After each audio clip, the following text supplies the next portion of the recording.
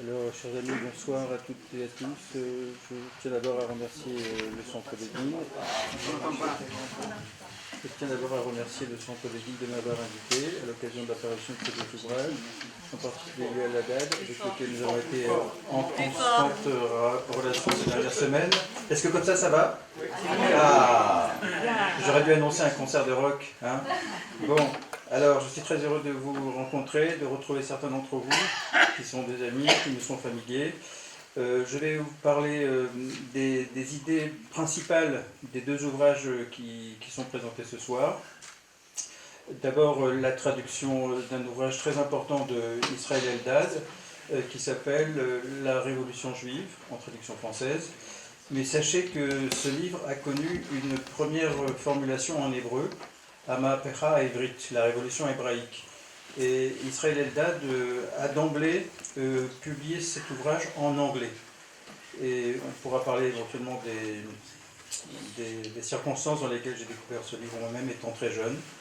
Et l'autre ouvrage est un ouvrage que j'ai publié moi-même il y a quelques mois, La Grande Désaffiliation, et qui est une réflexion sur la crise de l'identité européenne.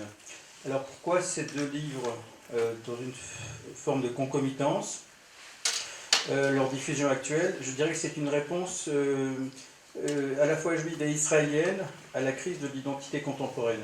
D'un côté, ce que j'ai constaté bien avant le 7 octobre, a quand même un éveil de la conscience identitaire, la conscience du peuple juif, pas seulement en Israël, mais aussi dans de larges fractions de la diaspora, qui a été complètement accentuée évidemment par le traumatisme du 7 octobre.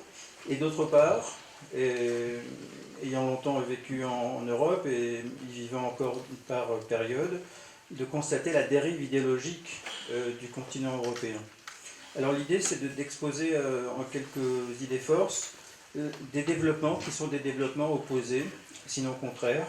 D'un côté, un sentiment d'implosion, l'implosion de l'Europe, et de l'autre, le constat de l'affirmation d'Israël. On va voir selon quelle modalité.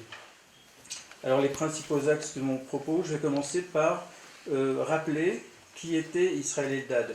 En fait, vous avez bien compris que, étant de sensibilité Jabotinsky, Eldad est un penseur qui m'a enthousiasmé depuis très longtemps, et j'ai jugé bon de le traduire à notre époque. Parce qu'en fait, c'est un auteur complètement méconnu, sinon entièrement refoulé. Quand on pense au sionisme révisionniste, qu'on appelle révisionniste, mais dont l'expression est très mal interprétée, on pense que c'est une révision du sionisme, c'est-à-dire une version autre que la version canonique. En fait, il faut quand même rappeler que ce qu'on a appelé le sionisme révisionniste, c'est en fait un retour à Théodore Herzl, et non pas une contestation de la philosophie politique de Théodore Herzl. Quant à Israël Eldad, pour le situer dans le siècle, il est né en 1910 et il est décédé en 1996. Et tout au long de sa vie, d'abord c'est un intellectuel important, c'est quelqu'un qui avait une formation rabbinique aussi, et c'est quelqu'un qui s'est engagé très jeune dans le mouvement sioniste actif. C'est quelqu'un qui a vécu la Seconde Guerre mondiale, qui a vécu la guerre d'indépendance et qui a été un des trois chefs du Lehi à l'époque de la lutte contre la Grande-Bretagne et aussi les mouvements islamistes de la Palestine mandataire. Alors je voudrais situer déjà sa conception. Il s'est passé quelque chose de tout à fait étonnant. Tout à l'heure, c'est une anecdote, mais providentielle. Je suis allé dans une banque pour ouvrir un compte ailleurs, et la jeune femme me dit « Bon, écoutez, on va se revoir à 5h de l'après-midi. » Je lui dis « À 5h, je ne peux pas. » Elle me dit « Si, il faut que vous veniez. » Je lui dis « Non, je ne peux vraiment pas. Je donnais un exposé au Centre Béguine. » Elle me dit « Sur quoi votre porte-exposé ?» Je lui dis « Sur Israël Eldad. » Il me dit « J'adore ce penseur, et en plus, j'ai habité la rue Israël Eldad. » Franchement, c'est providentiel. Ça aurait été impossible. Nous aussi. Nous aussi. Enfin, voilà. Voilà, donc alors, je voudrais en quelques mots situer la pensée d'Israël Eldad. Alors lui-même est quelqu'un qui s'inscrit dans la lignée de Vladimir Jabotinsky et qui, dans le contexte de la Seconde Guerre mondiale et de la prise de décision du Lehi, a théorisé ce qu'il a appelé le sionisme révolutionnaire. Donc ça, c'est un point déjà très important à considérer comme un préalable. Alors voici ce que dit Israël Eldad dans son ouvrage qui a été publié en 1971, qui est un ouvrage vraiment majeur, parce qu'en fait, il met par écrit sa pensée, avec le recul historique qui est le sien à ce moment-là. Et si vous le lisez, vous verrez à quel point cet ouvrage n'a pas vieilli. Et en fait, le lire aujourd'hui, c'est comme si on le lisait au moment de sa parution originale. Et c'est ça qui est tout à fait frappant. Donc, comme c'est un ouvrage malgré tout assez structuré, assez touffu, je me suis fondé sur les grands axes de la pensée d'Israël Eldad, en vous rappelant ses positions fondamentales. Alors, il prend position par rapport au monde arabe, et ensuite il prend position par rapport au peuple juif, parce que toute sa pensée est une justification positive du sionisme. Alors voilà ce qu'il dit d'abord par rapport au monde arabe. Il dit ceci: il n'y a jamais existé de nation palestinienne.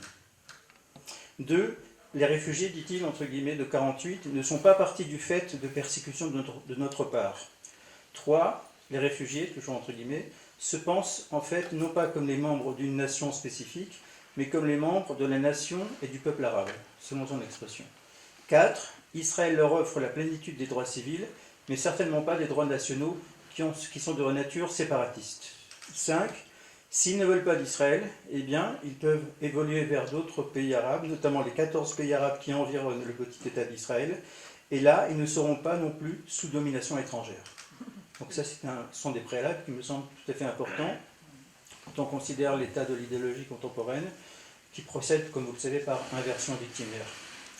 Et enfin, 6e proposition, Israël n'a aucune raison d'admettre un 15e État arabe sur son propre territoire. Donc ça, c'est la position d'Israël Eldad pendant la Seconde Guerre mondiale, pendant la guerre d'indépendance, et 2 ans avant la guerre de Kippour. Autant vous dire qu'Israël Eldad était totalement hostile aux accords d'Oslo, et totalement hostile à partir de 1973 à la moindre restitution territoriale. Oui. Les fondements éthiques de sa réflexion, s'agissant maintenant de justifier le sionisme par rapport au peuple juif, il y a 6 thèses. La première, il nous dit: les revendications du sionisme sont amplement justifiées. Sur quoi font-ils cette première appréciation? Sur ce qu'il appelle l'apport du peuple juif à l'humanité depuis plus de 2 millénaires. En regard de quoi la contrepartie des nations a été, je le cite, l'humiliation, l'effacement, la méchanceté, l'extermination. À partir de là, on a peut-être droit à un État. La demande unique du sionisme, c'est celle de vivre en paix et être soi-même, et encore, dit-il, pour le bénéfice de l'humanité. Et il ajoute que l'État d'Israël n'est l'ennemi de personne, et il n'est pas non plus une puissance, comme le sont les USA, la Chine, la Russie et le monde arabe uni. Et il ajoute, finalement, il ne faut pas penser, après tout, il se critique lui-même avec un peu d'ironie, il dit: mais pourquoi je suis en train de justifier de manière éthique le sionisme? Parce qu'après tout, mes lecteurs sont des hypocrites. Et la plupart des nations sont des hypocrites. L'humanité, la politique de la plupart des pays n'est pas fondée sur la morale, mais par contre sur l'hypocrisie. Et l'hypocrisie des nations fait que celles-ci, au pluriel, se dispensent d'avancer sous le moindre étendard de moralité. Ici, les nations sont alliées du bloc arabo-musulman. C'est uniquement s'ils sont de gauche par anti-atlantisme et par anti-occidentalisme ou antisémitisme, et s'ils sont de droite uniquement pour des raisons qui sont liées à leurs intérêts économiques. Voilà la position d'Eldad. Elle est révolutionnaire, je dirais aujourd'hui, elle est réaliste. Donc, et ce sont ses inférences, le sionisme est juste, le sionisme est nécessaire, le sionisme est possible. Pourquoi le sionisme est-il juste? La réponse: il signifie un État juif dans les frontières historiques. Pourquoi le sionisme est-il nécessaire? Il signifie l'évacuation des communautés dispersées. Ce qui est intéressant avec Eldad, c'est qu'il considère que la persistance de la diaspora depuis 1948 est une situation pathologique. 3e proposition, le sionisme est possible. Pourquoi? Parce qu'il implique une renaissance de l'esprit de combat et peut impliquer la guerre pour la libération du pays. On penserait lire cela, c'est un mythe.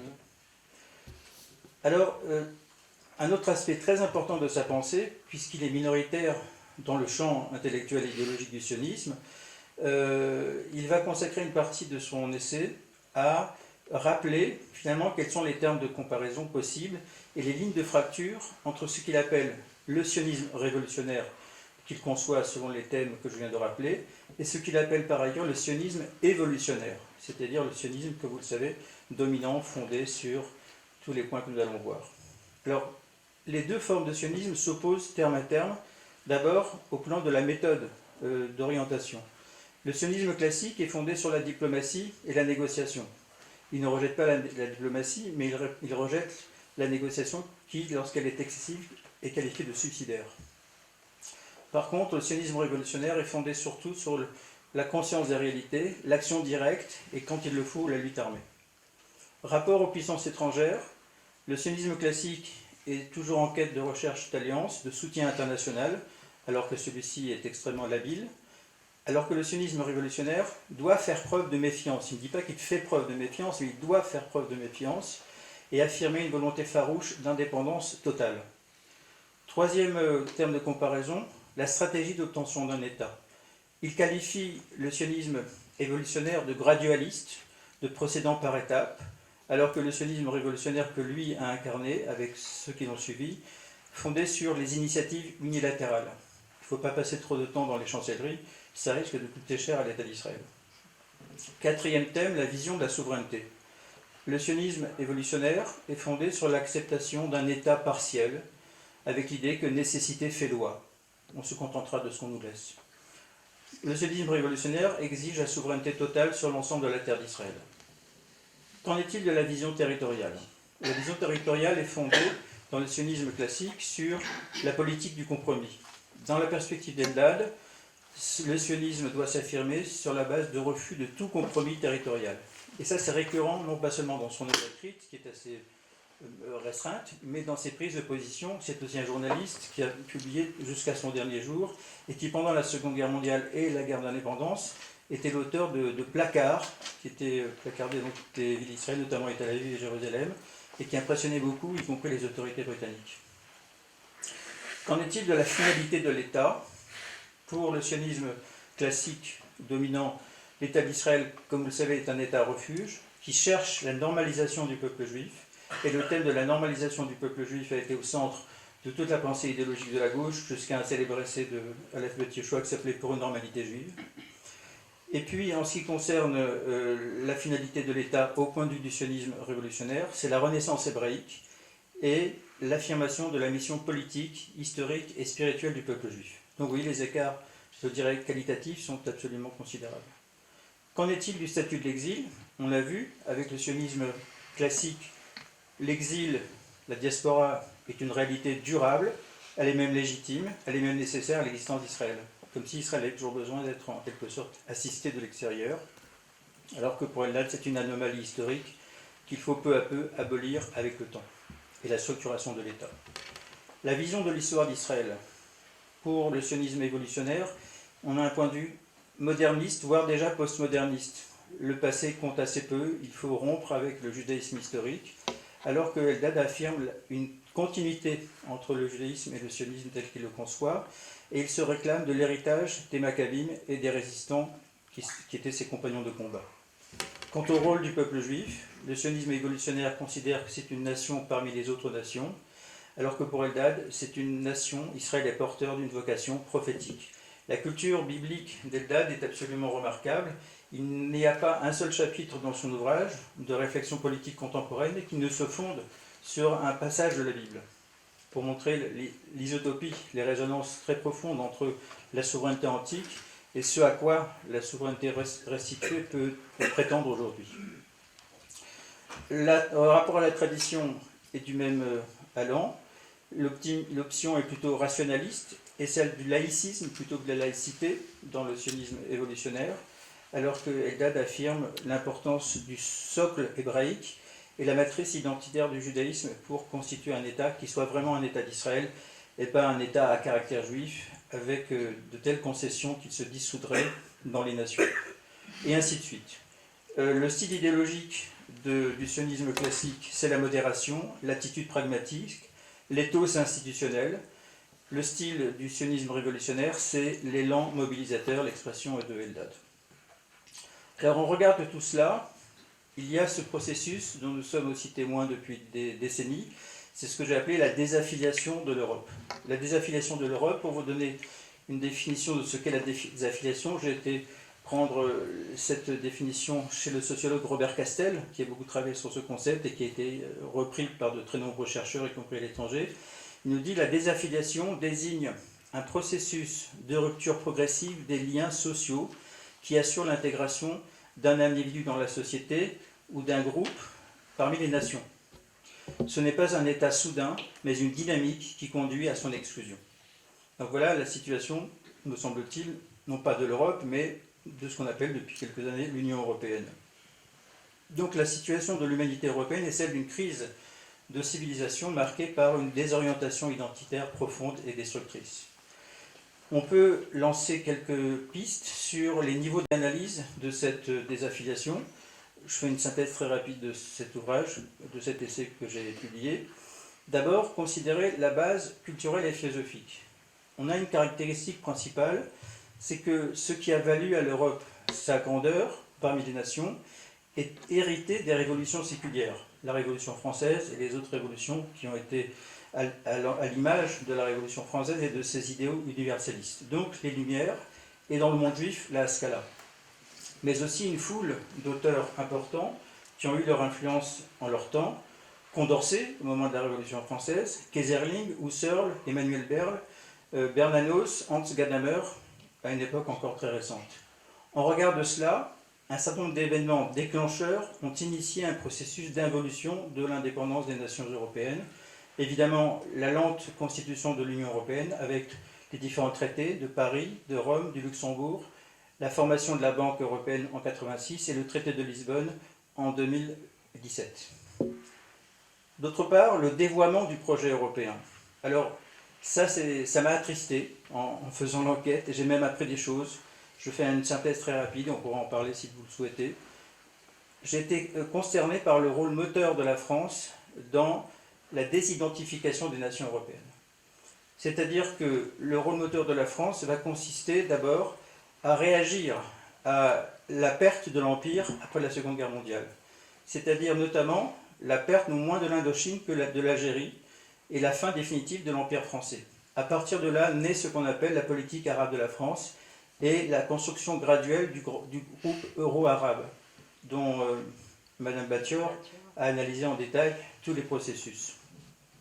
Chose étonnante que j'ignorais, que j'ai découvert il y a quelques mois, c'est à l'époque du général de Gaulle que se constitue, sous sa houlette, à l'initiative de son entourage immédiat, l'association de solidarité franco-arabe, en 1962, avec des personnages de haut rang qui sont chefs des grands médias, d'anciens résistants ou des admirateurs du monde arabe. Louis Ternoir, Georges Montaron, Lucien Bitterlin, qui vont créer la revue Eurabia. Donc Eurabia n'est pas une injure, c'est une revue qui commence de fonctionner à partir de ce moment-là et qui va diffuser à l'échelle de toute la France, mais aussi de toute l'Europe, à travers les commissions parlementaires européennes, les idéaux d'une intégration euro-arabienne. On avait cru que c'était en 1973 que ça avait commencé ce processus d'Eurabia, c'est pas ça? Ah non, ça commence en 60. Et ensuite, on a des traités qui s'enchaînent jusqu'à l'année dernière. Donc il y a vraiment un processus juridique, s'il y a des juristes parmi vous, la force du droit international et en même temps la subversion des juridictions nationales.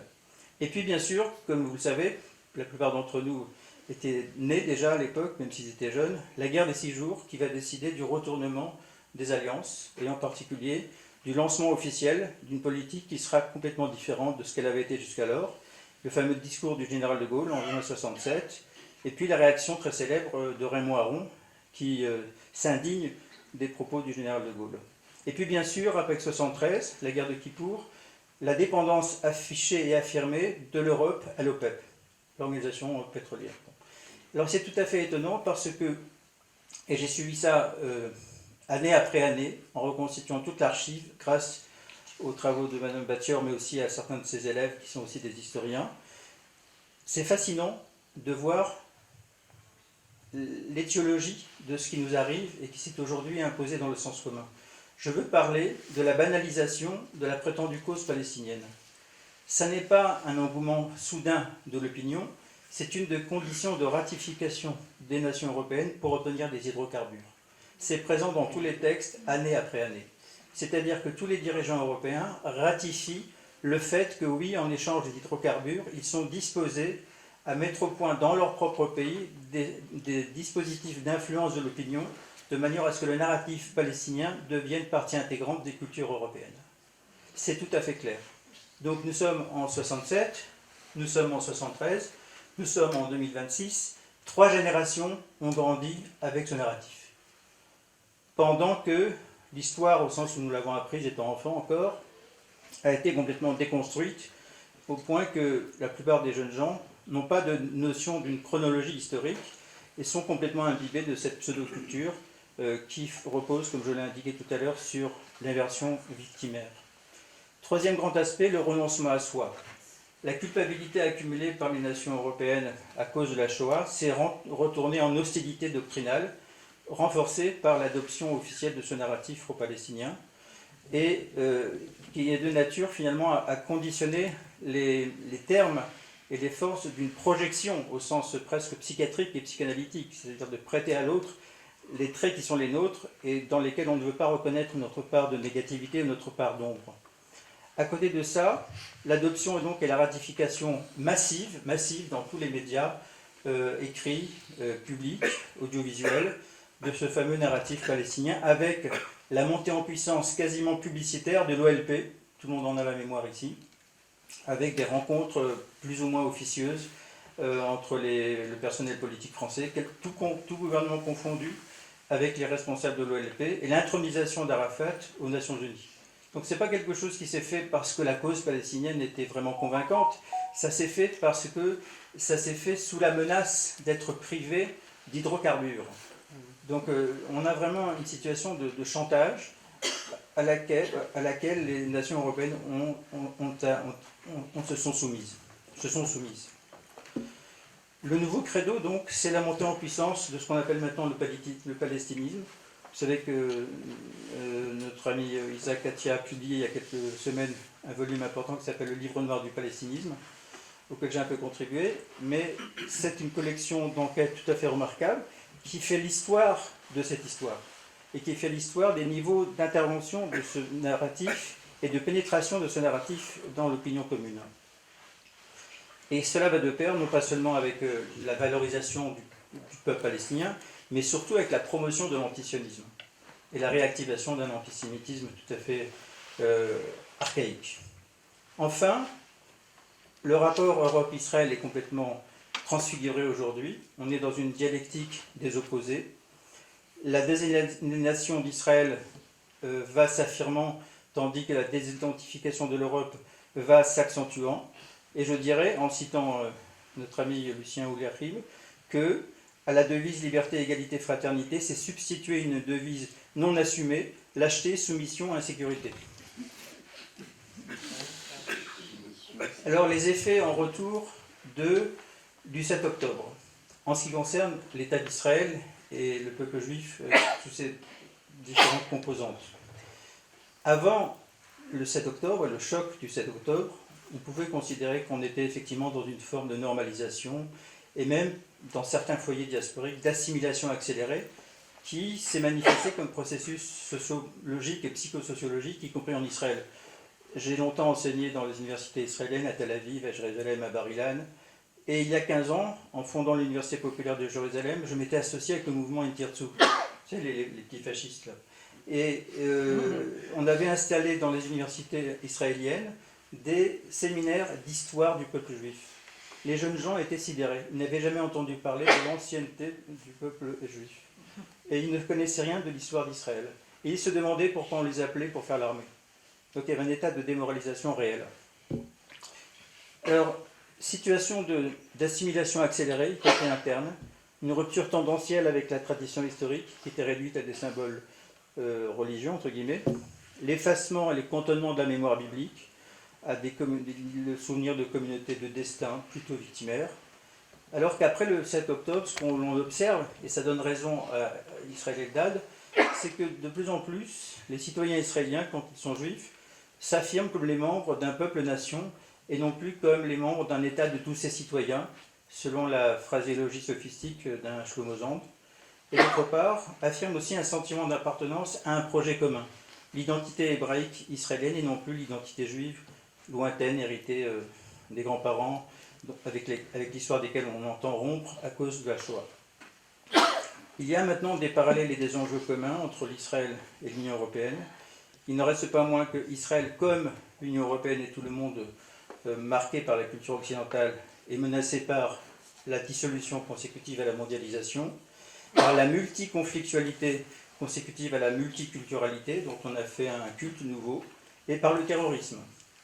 En Israël, le sionisme s'affirme, en revanche, sous le rapport d'un processus de réparation du passé, de réhabilitation par un retour à la langue, un retour à la souveraineté, un retour à l'historicité, un retour à la vocation biblique et au corpus rabbinique, tandis que l'Europe connaît un processus de perte de repères qui se marque dans la crise du langage, la crise de la symbolisation, la crise de la souveraineté, la crise de la transmission et la crise des appartenances. La question reste entière, ça nous rappelle notre cher Lénine, que faire? On pourra en parler pendant le débat. Merci de votre attention. Je ne sais pas quelle question il me reste à poser puisque tout a été dit. Vous avez évoqué au début, on va commencer par le livre d'Eldad. Vous avez dit on va peut-être parler de la manière dont j'ai découvert ce livre. Oui. Donc si vous voulez en dire quelques mots, j'ai découvert personnellement cette anecdote en préparant la soirée avec Georges Elia et l'histoire est assez impressionnante.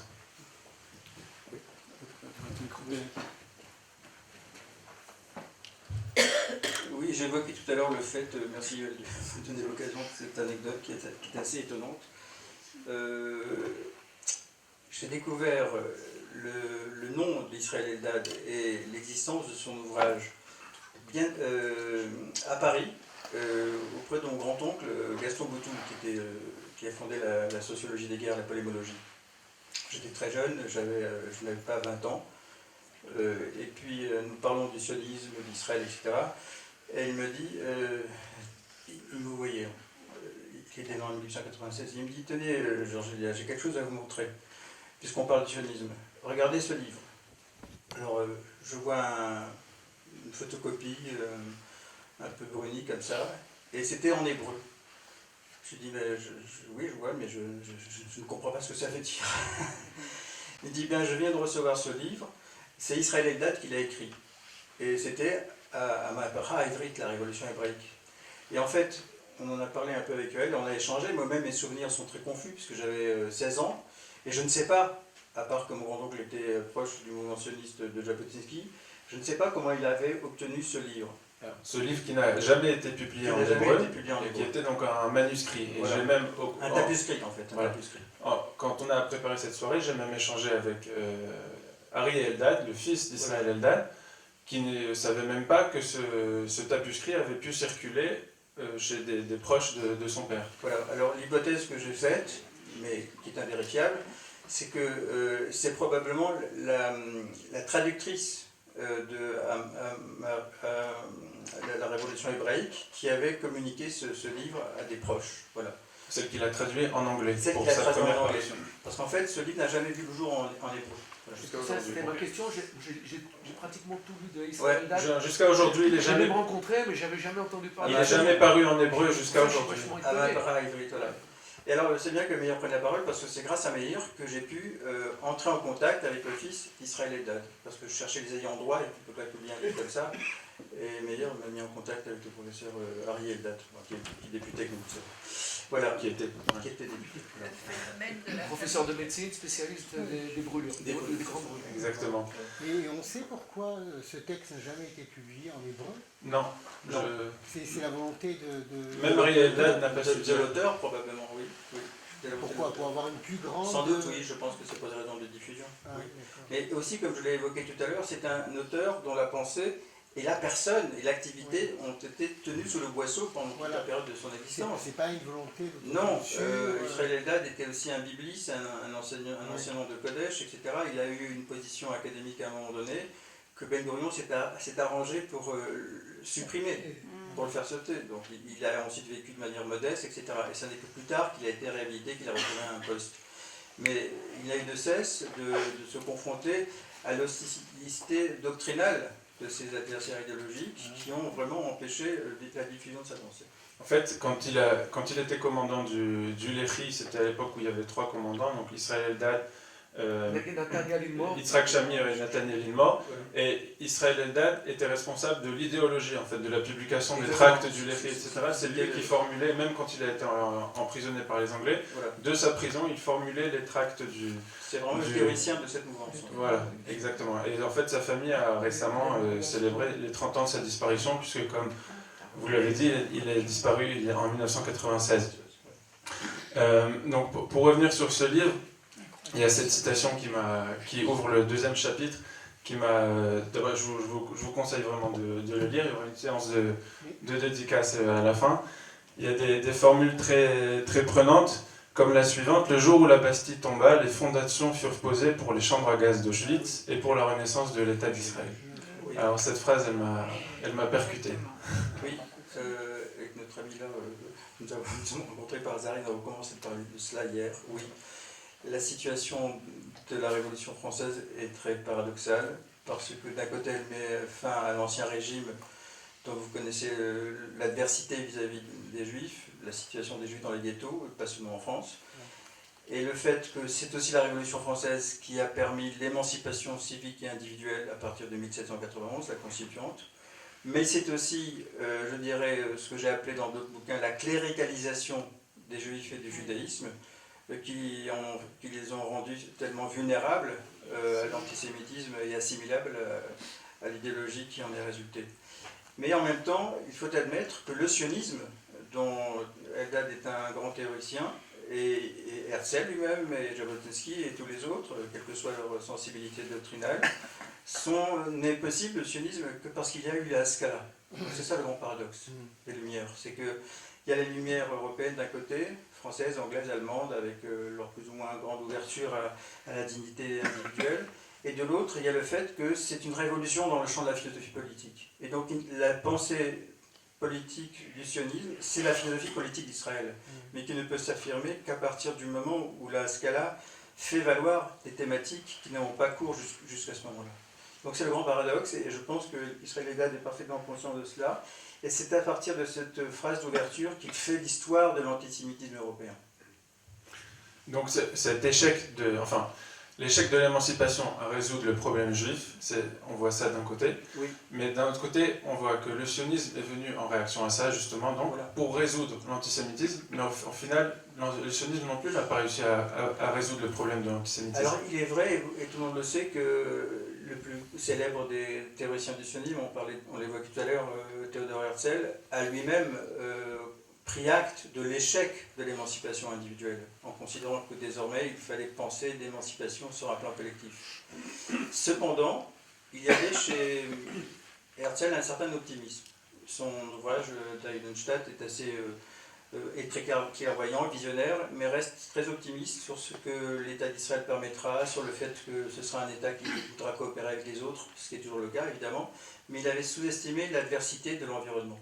Par contre, d'autres théoriciens, comme Léon Pinsker, sont parfaitement au clair avec tout cela. Dans Auto-émancipation, en 1882, Pinsker dit, et Pinsker est médecin, il dit le judaïsme est une pathologie psychiatrique. L'antijudaïsme est une pathologie psychiatrique. C'est une maladie dont personne ne guérira. Jamais. Et donc, il faut se disposer à fonder un État en sachant que cet État ne nous mettra pas à l'abri de l'antisémitisme. Voilà. Et je pense qu'Eldad est plutôt de ce côté-là. D'accord. Donc, je voulais aborder encore une citation qui est presque poétique, qui m'a aussi impressionné. D'ailleurs, je l'ai noté en vers, parce que c'est vraiment poétique. Il veut justifier donc, le sionisme, pourquoi le sionisme est juste, et même s'il s'exprime au détriment d'autres populations. Il écrit les lignes suivantes. « C'est ce pays qui fit de nous un peuple. Notre peuple a fait ce pays. Nul autre peuple au monde ne fit ce pays. Et ce pays n'a fait aucun autre peuple au monde. Nous faisons de nouveau ce pays, et de nouveau ce pays est en train de nous faire. » Qu'est-ce que ça vous inspire ? En fait, il est très, très lucide sur le fait que de toute façon, seule une présence juive continue a permis à la terre d'Israël de fructifier.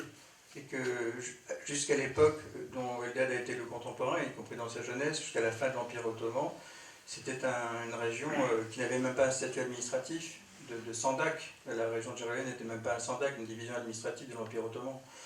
Donc à partir du moment où le mouvement sioniste commence à faire souche, à se développer, à partir des années 1880, encore qu'on évoquait avec elle la présence d'une alia orientale dont la contribution a été complètement effacée dans l'historiographie nationale, pour des raisons idéologiques, une fois de plus, on voit bien que Eldad, qui est aussi un ami intime d'un des grands poètes sionistes jabotinskiens, a dit, voilà, avec ses compagnons de combat, nous sommes parfaitement conscients de ce que cette terre n'a fructifié que du fait de notre présence. Et quand nous ne sommes pas là, elle est abandonnée au marécage et à la malaria. Ce sont les termes qu'il emploie dans son dessin. Donc c'est assez dire, à travers ces métaphores et cette appréciation poétique que Yuel a rappelé, l'attachement du peuple juif pour la terre d'Israël, attachement qui ne se compare à aucun autre attachement d'un autre peuple qui serait présent comme l'ont été présents les différentes civilisations depuis Byzance. Donc là, on aborde ce qu'on appelle la question palestinienne. Donc on rejoint votre essai. Et donc, comme vous l'avez dit dans votre présentation, dans un des premiers chapitres, c'est assez impressionnant quand je l'ai lu, vous démontrez comment, à coup de traités au fil des années, l'Union européenne, enfin avant ça la Communauté européenne, après l'Union européenne, a laissé s'infiltrer complètement les idéologies du monde arabe et pro-palestinienne. Vous démontrez aussi que c'est lié, bien comme vous l'avez dit aussi, que c'est lié au pétrole. Donc, est-ce que c'est le pétrole? Est-ce que c'est une idéologie? Est-ce que c'est les deux en même temps? Et comment vraiment, c'est assez impressionnant de le voir, mais comment est-ce que l'Europe, donc qui s'est rendue coupable de la Shoah, a pu immédiatement après, il n'y a presque pas de transition, se rendre coupable de prolonger le nazisme par une autre idéologie? Ouais, encore une fois, ce qui est à déplorer, c'est le rôle moteur de la France dans toute cette organisation. Le rôle moteur de la France. Et paradoxalement, le rôle de protagoniste du général de Gaulle, qui était non pas nostalgique de l'Empire, mais qui constatait qu'effectivement la France risquait de s'affaiblir si elle ne disposait plus de cette force d'influence qu'elle avait exercée pendant des siècles. Et en fait, c'est un ouvrage qui m'a permis de mieux comprendre la continuité entre ce retournement politique français à partir de la guerre des 6 jours et puis l'élan qui a de nouveau été pris à partir de la même époque. C'est l'essai de Price Jones qui s'appelle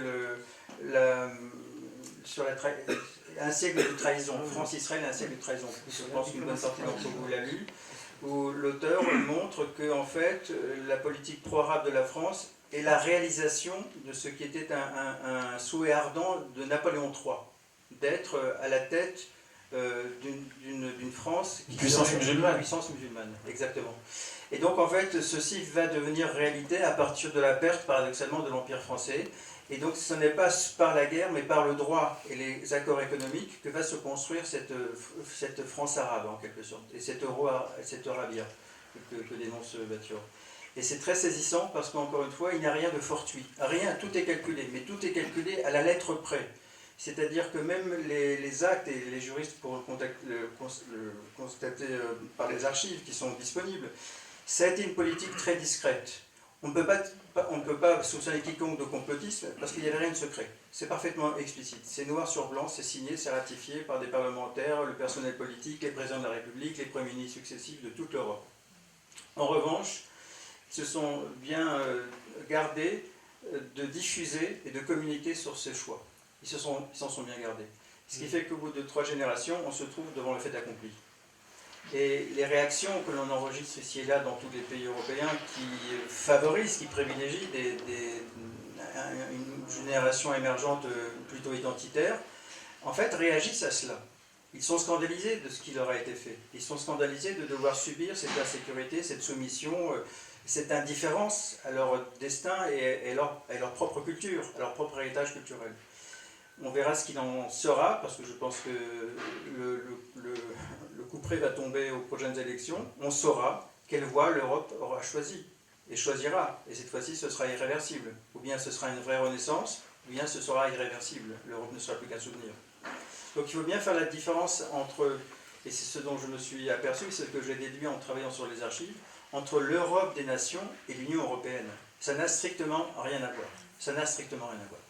L'Europe des nations était enthousiaste vis-à-vis d'Israël. L'Union européenne est devenue adverse et collaboratrice des organisations terroristes. Pourtant, le général de Gaulle était favorable à l'Europe des nations. Oui, mais il a toujours critiqué, il était surtout favorable à la défense des intérêts de la France.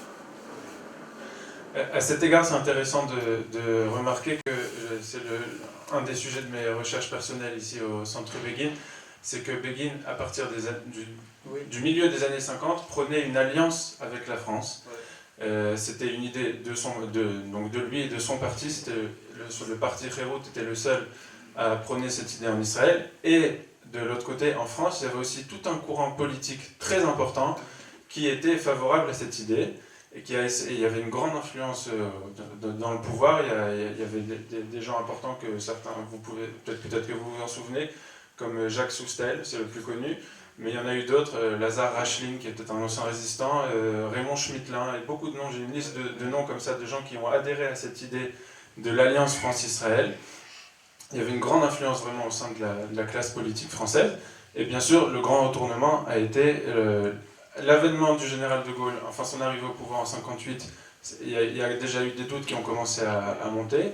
Et après, il y a eu sa fameuse déclaration sur Israël, notre ami, notre allié, donc il y a eu un certain soulagement. Mais après, le retournement de 67, ça a été une déception énorme pour Begin. Il tenait cette déception envers la France jusqu'à la fin de ses jours, puisque en 1981, je crois, quand François Mitterrand est venu en Israël, c'était la première visite d'un président de la République française en Israël, et le premier discours donc, pour un président français à la Knesset. Dans son discours à la Knesset, Menachem Begin, donc, dans son discours en l'honneur du président de la République française, rappelle ces jours-là où lui-même prenait cette alliance avec la France. Et il a émis l'espoir, qui a aussi été déçu, que cette alliance puisse être renouvelée avec François Mitterrand. Donc on voit que malheureusement ça n'a pas marché, mais est-ce que vous pensez que ce courant idéologique est encore présent en France ? Il est très idéologique et politique. Il reste présent, mais il reste discret et il n'a pas voix au chapitre. C'est la même chose en ce qui concerne le reste, c'est-à-dire que le pays réel n'est pas représenté, ni par la classe politique actuelle, ni par les médias du service public. Et par contre, c'est une sensibilité qui est agissante, qui aura peut-être voix au chapitre si ces représentants gagnent les élections, mais en tout cas, on vous fait passer ça pour un souvenir historique, pas du tout pour une actualité.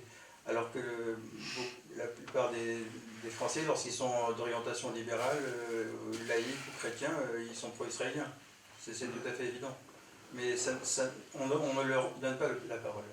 Et ce qu'évoquait Yoel en soulignant le retournement de 67, j'insiste beaucoup sur le fait que ce retournement devient officiel en 67. Mais il commence à s'esquisser en 62 avec la fondation de l'association de solidarité franco-arabe, qui est faite à l'initiative du général de Gaulle avec des puissants de son entourage qui vont commencer à plaider en faveur du rapprochement euro-arabe et pas seulement franco-arabe. Mais le grand basculement, c'est pas en 1973 avec le choc pétrolier, parce que je me souviens pas, mais j'ai vu il y a peut-être 3 ou 4 ans une émission de télévision sur TF1, je crois, à l'époque, en 1973, qui réunissait 3 grands journalistes français, dont j'ai oublié les noms, mais très importants à cette époque, et des représentants du monde arabe. Et ce qui se passait, c'était complètement édifiant, ce qu'on écoutait. Je ne sais pas si quelqu'un l'a déjà entendu, je ne sais plus où se trouve, je vais peut-être le retrouver, mais il s'agissait là d'un véritable chantage. Je veux dire, si vous n'épousez pas la cause palestinienne, eh bien, on va faire grimper le baril de pétrole. Je cite cette C'était pas pour la France, c'était pour l'Europe. Tu as vu cette... Ah oui, complètement, je cite toutes ces l'émission, les articles, voilà, c'est ça. C'est absolument édifiant. Une archive incroyable. Oui, c'est absolument. Il n'y avait pas uniquement le pétrole, il y avait aussi les attentats terroristes. Mais bien sûr, il y avait récemment le ministre de l'Intérieur de l'époque a reconnu qu'il y avait eu des négociations sur le territoire français avec le FPLP pour calmer faire descendre la température, et ils se sont engagés à ne pas perpétrer d'attentats sur le territoire français en échange d'une bienveillance à l'égard de l'OLP, et c'est ce qui a été à l'origine de l'ouverture de la délégation de l'OLP à Paris. Cela dit, j'ai aussi lu quelque part, il y a très longtemps déjà, l'équivalent de l'ONU, de l'ONU, l'Organisation des Nations Unies pour le monde arabe. J'ai lu un texte qui est écrit à la fois en français, en anglais et en arabe, où il est expliqué, mais d'une manière très explicitée, la volonté des pays arabes d'islamiser l'Europe. Oui, tout à fait. Mais Ils bien le sûr, disent oui, d'une oui, manière bien très sûr, claire. mais ce sont les actes des commissions parlementaires de cette commission. Voilà. Comment vous expliquez cette complaisance de l'Europe envers l'islam le plus radical? Je ne l'explique pas. Sauf par une volonté patronale de faire venir des masses parce que c'est une main-d'œuvre bon marché. Mais c'est complètement suicidaire. Ouais. Oui, Ça ne concerne qu'une minorité de décideurs en réalité. C'est pour ça que la colère a pris le temps de monter et elle s'est cristallisée aujourd'hui. Les gens rejettent ces choix politiques qui ont été faits à leur insu.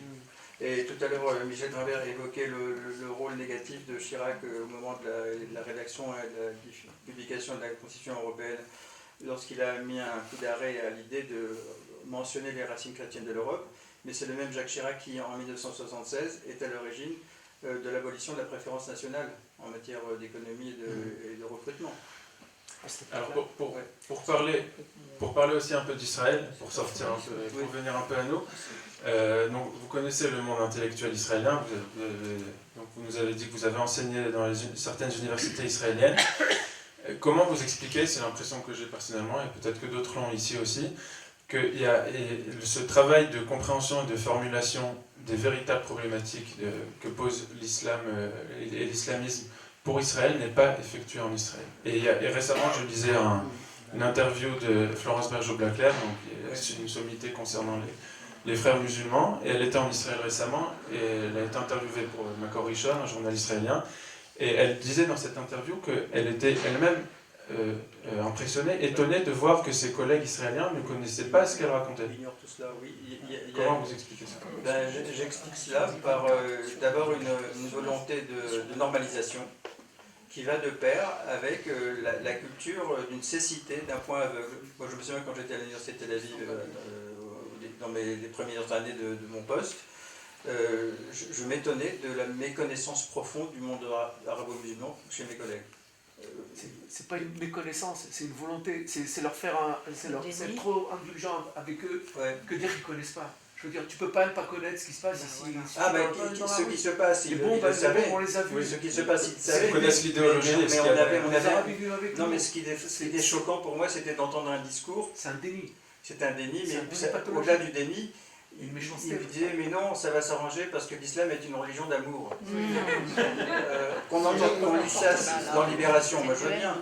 Mais qu'on entende dans les couloirs de la faculté de Tel Aviv, je ne comprenais pas. C'est une totale méconnaissance du monde arabe, des élites ashkénazes.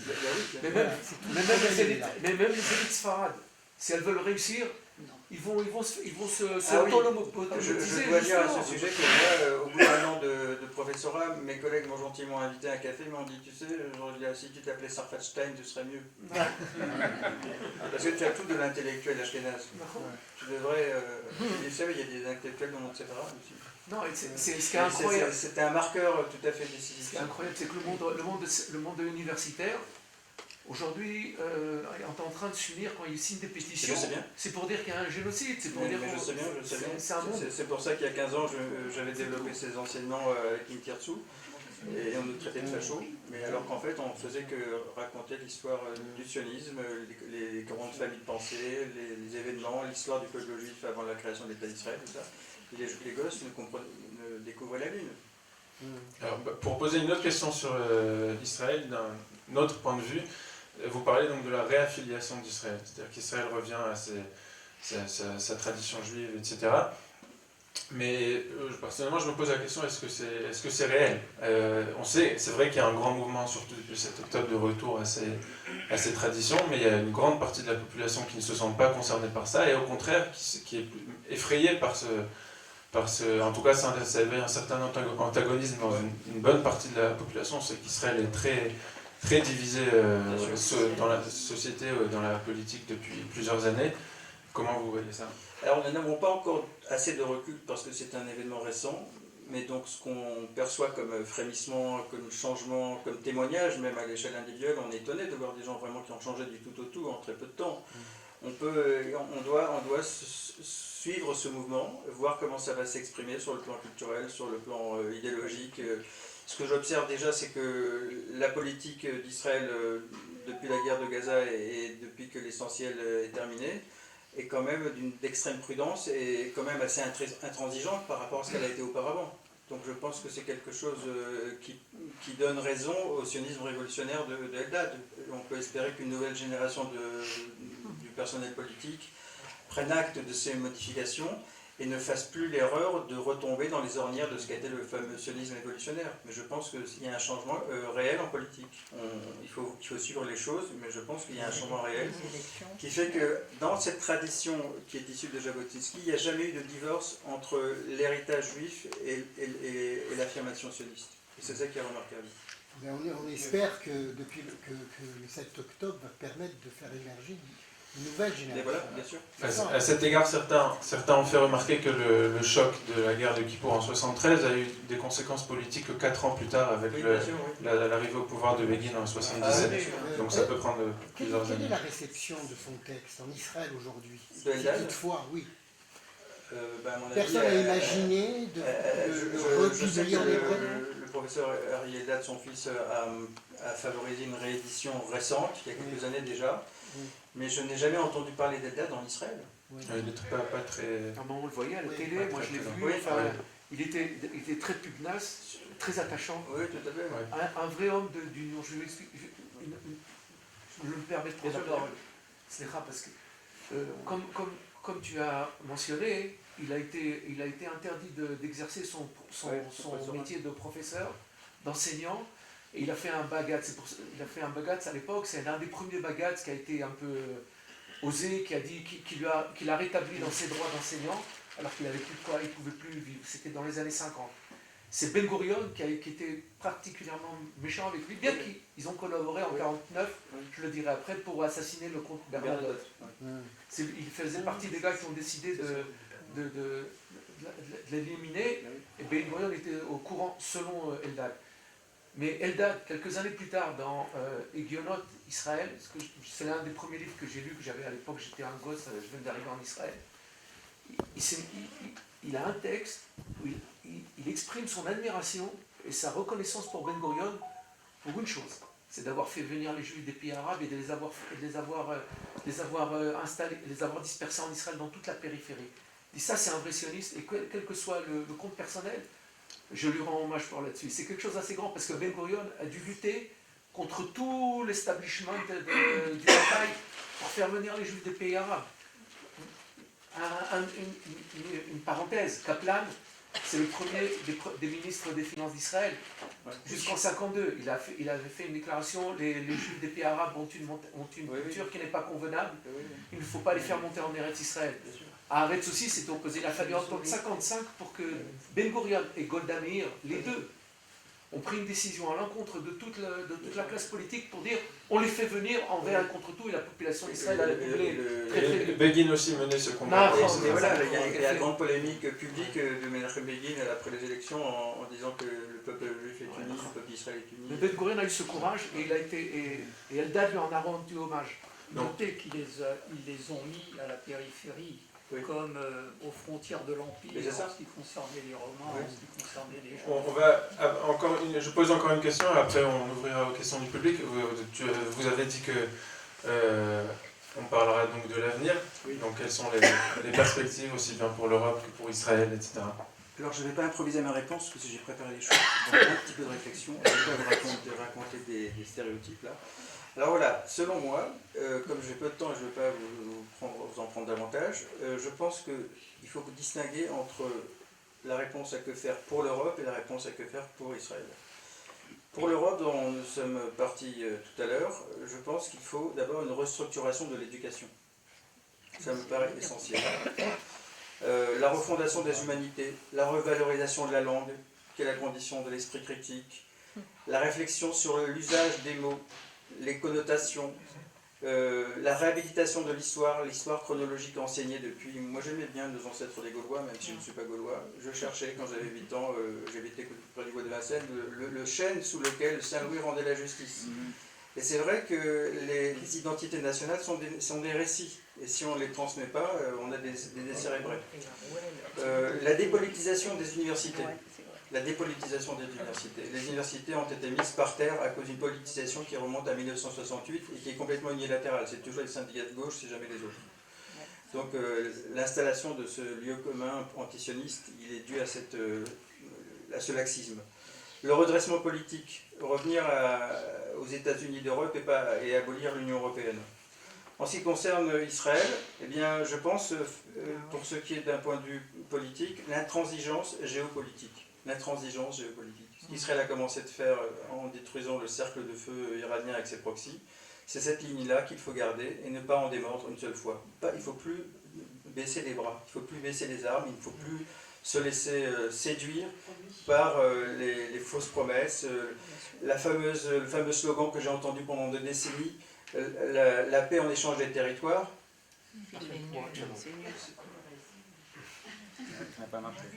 Sur cet aspect, on est tous conscients de la dépendance envers les États-Unis, et on sait qu'aux États-Unis sévissent les mêmes mouvements qui sévissent en Europe. Et si un jour ils arrivent au pouvoir, ça serait désastreux pour Israël. On voit y compris l'ambivalence de l'actuel président des États-Unis, qui a été reçu en grande pompe à la Knesset il y a quelques mois.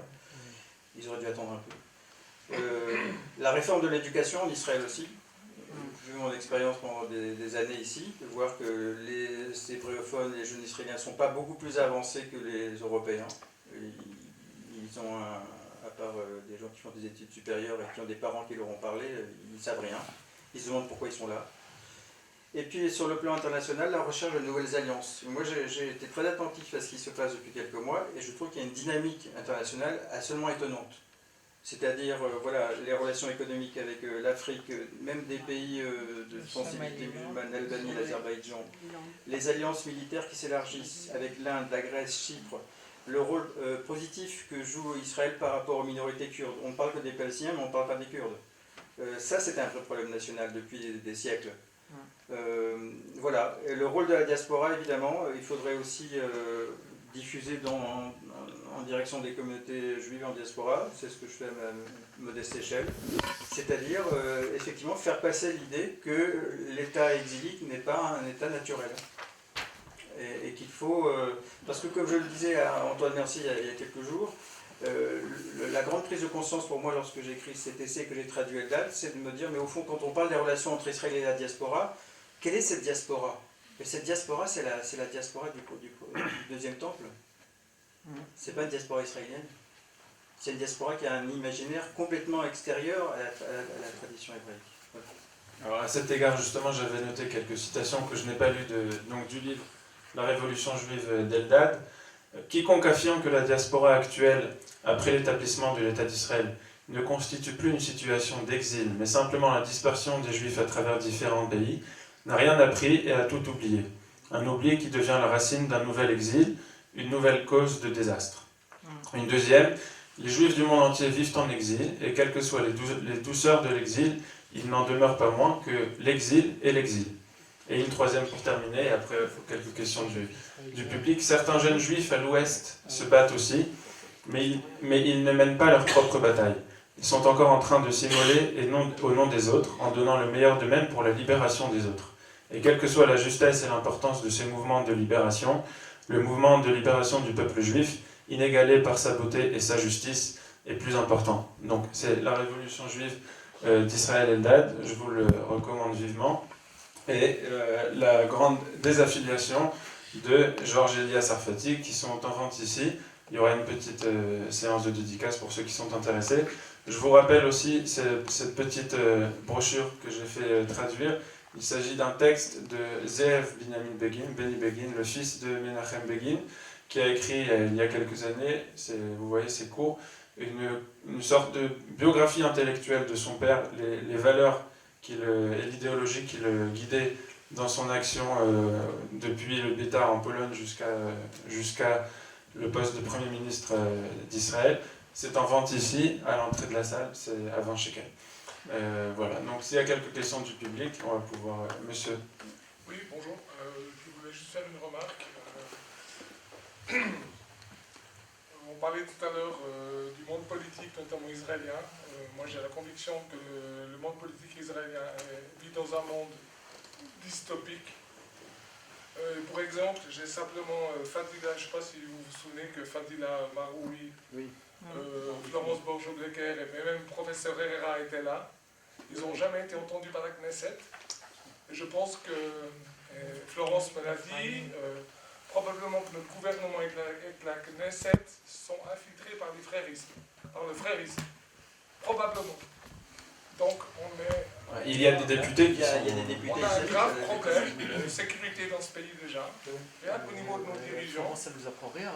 Ouais, mais alors qu'est-ce qu'on peut faire? Parce que vous avez donné des pistes. Vous avez donné des pistes tout à l'heure, il y a quelques secondes, pour éventuellement interdire les frères musulmans d'Israël. Pardon? Interdire les frères musulmans d'Israël, mais Oui, les interdire d'accord, dans une mais représentation politique. Qu'est-ce que concrètement on peut faire? Est-ce qu'on peut faire un parti politique, quelque chose qui sorte de l'ordinaire?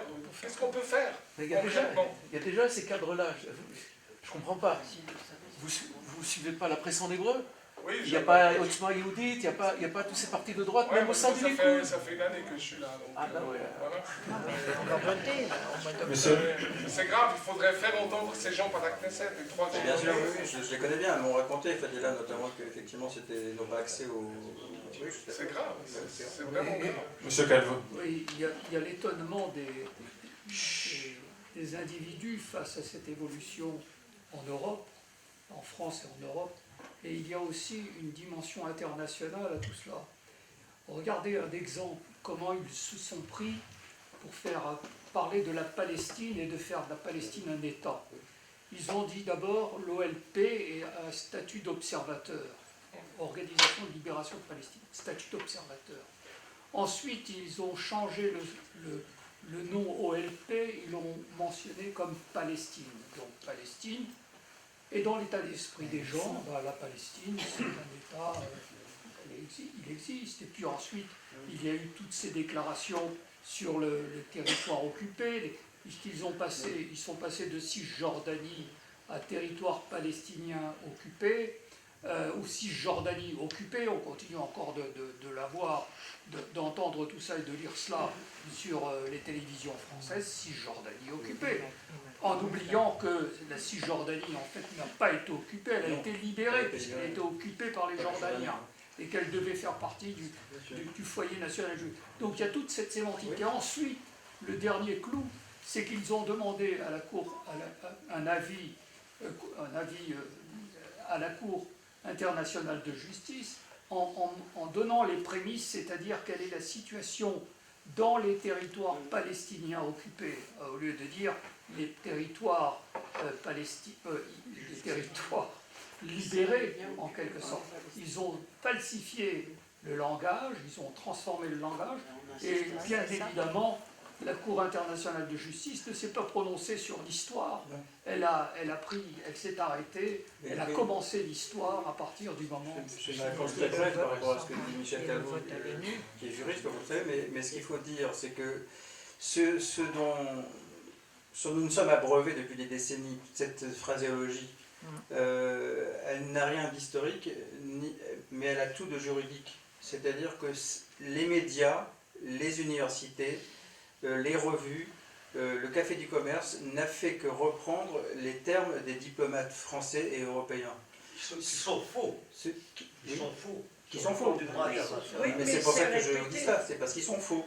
C'est-à-dire qu'on a menti depuis 50 ans à des millions de gens et on leur a inculqué une phraséologie qui fait partie de leur imaginaire.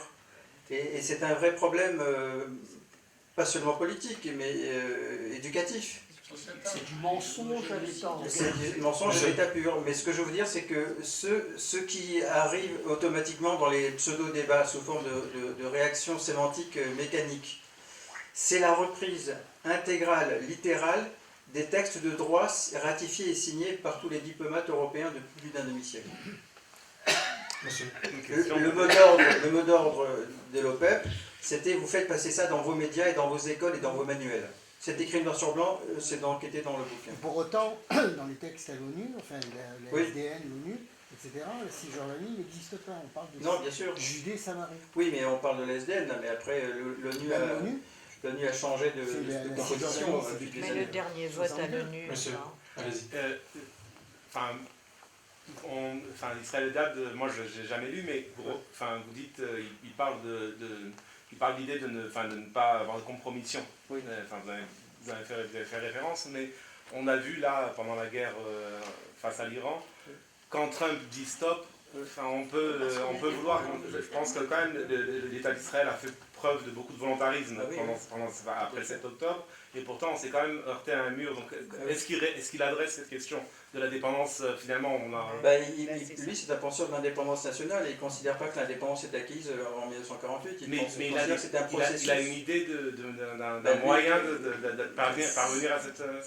C'est ce que j'évoquais rapidement, c'est-à-dire qu'en fait, effectivement, le thème qui ressort ces derniers temps, on a entendu ça dans un discours de Netanyahu il n'y a pas longtemps, c'est de se rendre autonome par rapport, en tout cas sur le plan militaire. Donc c'est la politique intérieure. C'est la politique intérieure et extérieure, c'est-à-dire que...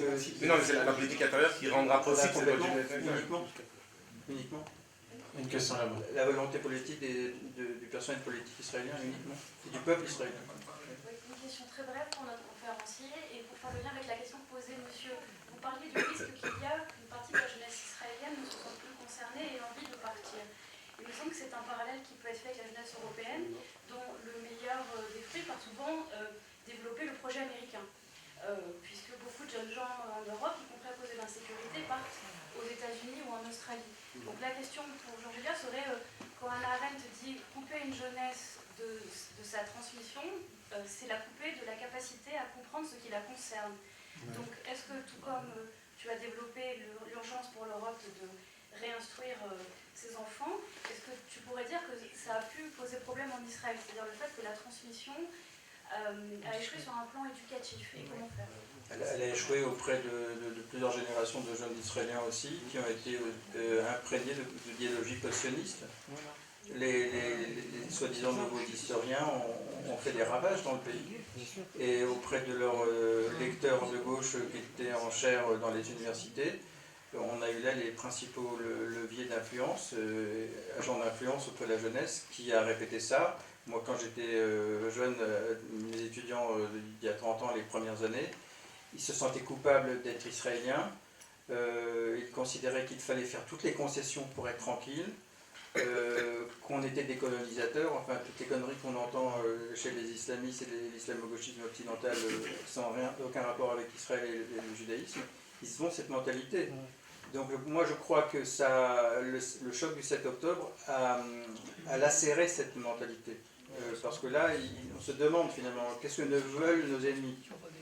Parce que nous, on est israéliens, on n'est pas juifs. Moi, je me souviens d'une étudiante, mon premier jour de cours à l'université Tel Aviv, qui m'interpelle, dit, bon, c'est bien votre cours, mais vous permettez, professeur, que je vous pose une question, qu'est-ce que vous faites là? Qu'est-ce que vous faites là?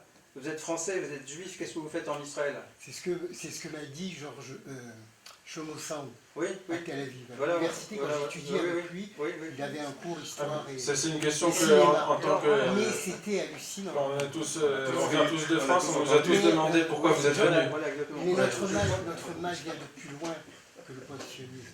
Il vient de Martin Buber. Il ne faut pas oublier que c'est lui qui a construit les universités. Mais il a juste, le Brit-Shalom.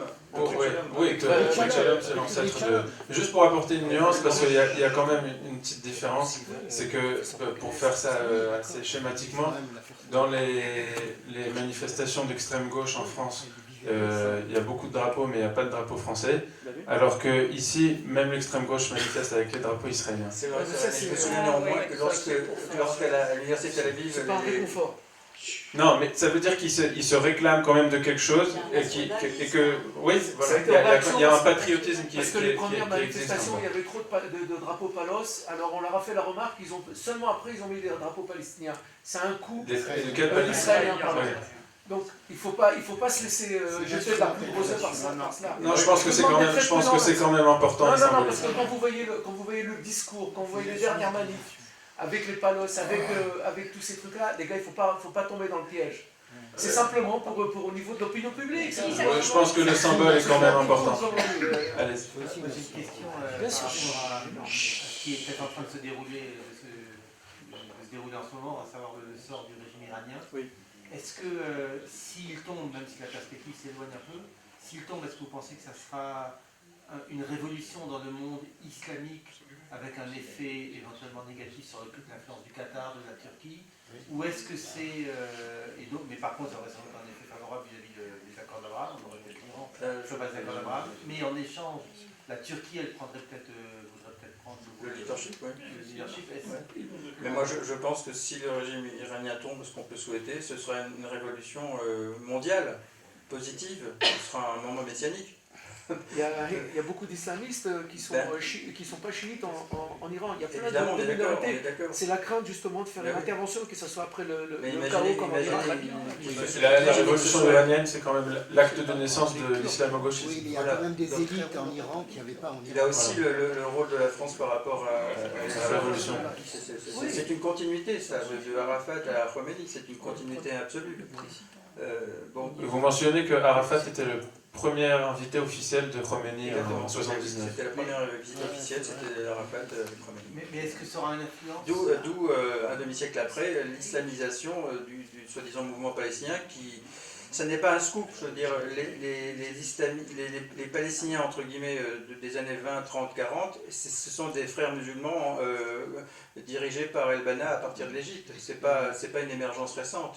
Donc quand on dit que la mouvance palestinienne c'est une pseudo-prétention nationale, c'est parce qu'ils sont reliés à... C'est l'essence des frères musulmans. Mais est-ce que vous pensez que la chute du régime iranien aura un effet négatif sur l'influence du Qatar, qui lui est quand même... Non, je pense pas.